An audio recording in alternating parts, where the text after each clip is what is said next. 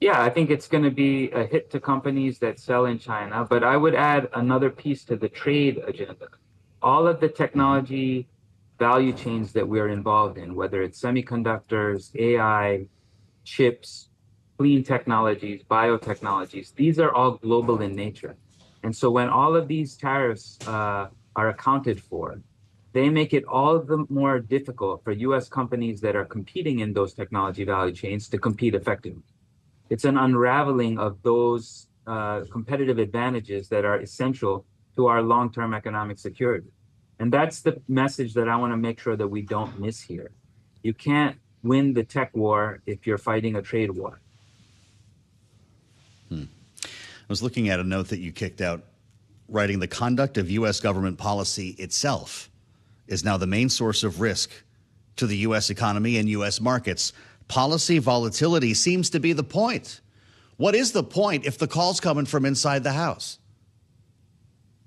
Well, the president and several of the cabinet secretaries have said expect to experience short-term pain for long-term gain, but they have not told us what the game plan is. What's the desired end state?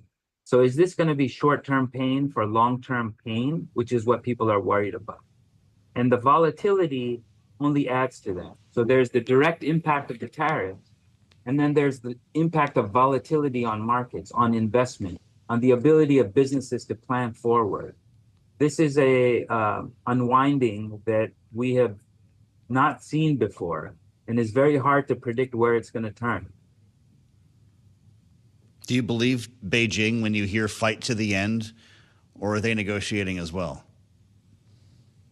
Well, it's hard to tell, and when you're in this back and forth of tit for tat tariffs and other trade measures, there's the risk of things spinning out of control. So you might have entered the negotiations or the trade war with the goal of negotiating posture.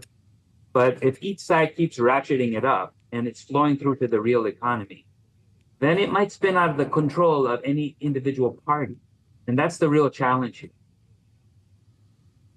If you fulfill the vision that some in the White House are trying to project here, namely Howard Lutnick, the Commerce Secretary, your former agency, we're going to have armies of Americans screwing in screws into iPhones, assembling products like that here in the United States. Not advanced manufacturing, quite the opposite in that case, the type of thing that is done in China and in other countries.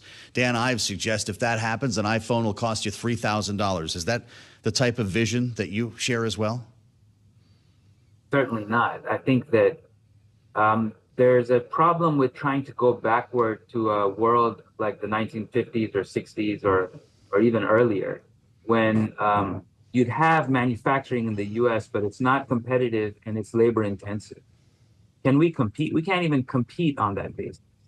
I would subscribe to a vision where we think of the most advanced technologies and the full range of skills that are needed to compete on those technologies.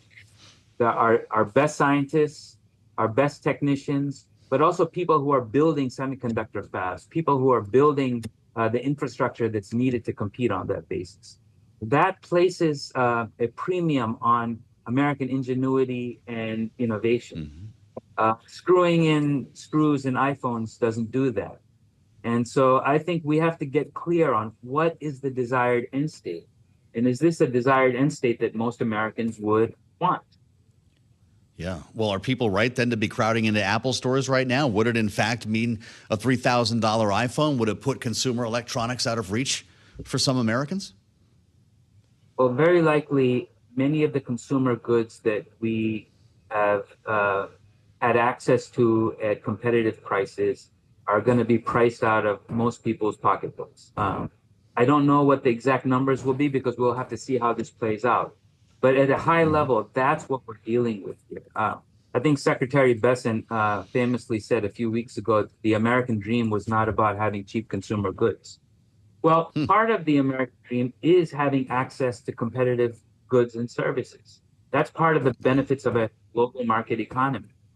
I think that what we do need to do is ensure that we can compete and we can compete in a way that generates real wages and rising real wages. I don't Mhm. think the vision of bringing back factories from China here to do labor intensive activity or lower skilled activity is the answer to that.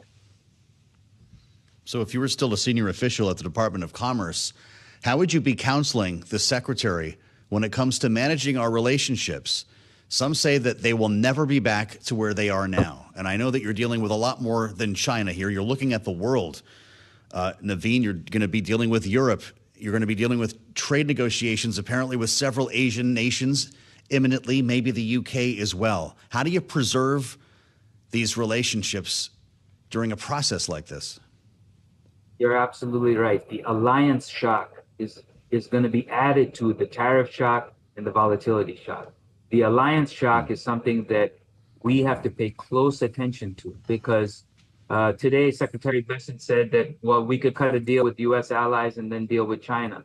Well, we've actually burnt those bridges. And I think we need to find an off ramp and very quickly. And we have to find ways in which we can give something for something. I think the assumption here has been that we have inordinate leverage and absolute leverage across all countries. This is not true. We need some of our allies on many aspects of our role in the world. And so we have to find an off ramp and we have to have a discussion about what is it they need versus what we need pursuant to a long-term vision of the US and their allies uh, sustaining technology advantages that are essential for prosperity. We need them.